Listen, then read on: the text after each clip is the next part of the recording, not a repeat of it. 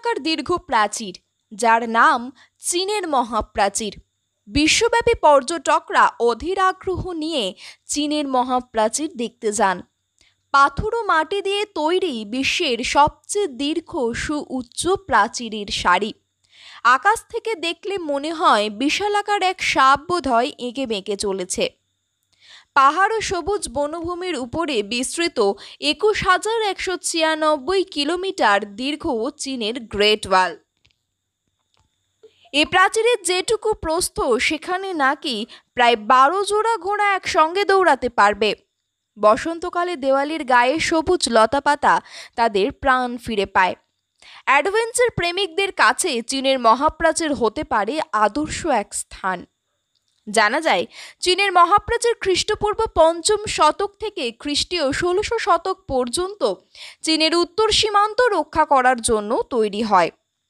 তখন এরকম অনেকগুলো প্রাচীর তৈরি করা হয়েছিল। তবে ২২০ খ্রিস্টপূর্বাব্দ থেকে ২০০ খ্রিস্টপূর্বাব্দের মধ্যবর্তী সময়ে চীনের প্রথম সম্রাট কিনশি হুয়াং এর অধীনে নির্মিত প্রাচীরটি বিশ্বের সবচেয়ে বিখ্যাত। বর্তমানে প্রাচীরটি মিং রাজবংশের শাসনামলে নির্মিত হয়। চীনের মহাপ্রাচীর মানুষের হাতে তৈরি পৃথিবীর সবচেয়ে বড় স্থাপত্য। এই প্রাচীর প্রায় ৫ থেকে ৮ মিটার উঁচু এবং ৬,২৬০ কিলোমিটার লম্বা। এটি শুরু হয়েছে সাংহাই পাস থেকে এবং শেষ হয়েছে লোপনুর নামক স্থানে। এর মূল অংশের নির্মাণ কাজ শুরু হয়েছিল প্রায় খ্রিস্টপূর্ব ২০৮ সালের দিকে। নির্মাণ কাজ শুরু করেছিলেন চৈনিক বা চাইনিজরা কিং সাম্রাজ্যের সময়। চীনের প্রথম সম্রাট কিংশি হুয়াং এটি প্রথম ব্যবহার করেছিলেন এবং শত্রুর হাত থেকে নিজের সাম্রাজ্যকে রক্ষা করেছিলেন। চীনের মহাপ্রাচীরটি নাকি চাঁদ থেকেও দেখা যায় বলে জনশ্রুতি আছে। তবে এটি মিথ্যা তথ্য বলে বিজ্ঞানীরা প্রমাণ করেছেন। কয়েকজন নভোচারী আন্তর্জাতিক মহাকাশ স্টেশন থেকেও এটি দেখতে পাওয়ার দাবি করেছেন।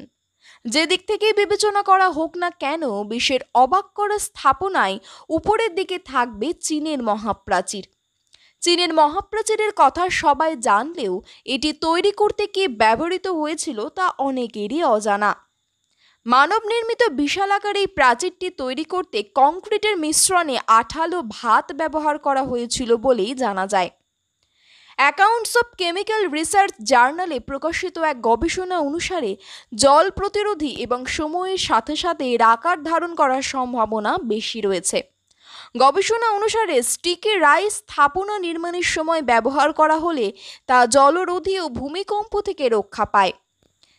চালে থাকা অ্যামাইলোপেকটিন চুনের ক্যালসিয়াম কার্বনেট যুক্ত করার ফলে ক্যালসিয়াম কার্বনেট স্ফটিক পাওয়া যায়। এতে স্থাপনাগুলো আরও মজবুত হয়। ১৫০০ বছর আগে চীনের বিভিন্ন মন্দির, প্যাগোডা প্রাচীর সহ বিভিন্ন স্থাপনা নির্মাণের ক্ষেত্রে কংক্রিটের মধ্যে আঠালো ভাতের ব্যবহার চালু ছিল বলে ইতিহাসবিদ ও প্রত্নতাত্ত্বিকদের মত। এ কারণেই ঐতিহাসিক সব স্থাপনাগুলো এখনো অক্ষত আছে বলে মনে করা হয়। চীনের মহাপ্রাচীরটিতে পর্যবেক্ষণ চৌকি আছে, যা অস্ত্র সংরক্ষণ, সেনাবাহিনীর আবাসন এবং আগুনের সংকেত প্রদানের কাজে ব্যবহৃত হতো। সেনাঘাঁটি এবং প্রশাসনিক কেন্দ্রসমূহ দীর্ঘ বিরতিতে অবস্থিত। চীনের গ্রেট ওয়ালের সীমানার মধ্যে সেনা ইউনিটগুলোর যোগাযোগ যেমন দলকে শক্তিশালী করা এবং শত্রুদের আন্দোলন সম্পর্কে সাবধান থাকা ছিল উল্লেখযোগ্য। বর্তমানে দেওয়ালের কিছু অংশ বিভিন্ন নাশকতার কারণে ক্ষতিগ্রস্ত হচ্ছে। দেওয়াল পুনর্নির্মাণের জন্য কিছু অংশ ধ্বংস করা হয়েছে। তবে কোনো পূর্ণাঙ্গ জরিপ না থাকায় কতটুকু স্থান রক্ষা পেয়েছে সেই তথ্য কারও জানা নেই। তবে ধারণা করা হয় চীনের মহাপ্রাচীরে ৩০% হারিয়ে গেছে। চুরি করে এর ইট দিয়ে বাড়ি বানানোর কারণেই ঐতিহাসিক এই প্রাচীর বিলীন হওয়ার পথে। চীনা ভাষা খোদাই করা এক একটি ইট বিক্রি হয়েছে প্রায় $৫ বা ৩০ ইউয়ান। এই ধরনের ভিডিও দেখতে অনুগ্রহ করে চ্যানেলটি সাবস্ক্রাইব করুন এবং ভিডিওটি লাইক এবং শেয়ার করুন। সেই সাথে আপনার চিন্তা ভাবনা এবং পরামর্শ আমাদের সাথে শেয়ার করুন। আপনার দিনটি ভালো কাটুক, যত্ন নিন।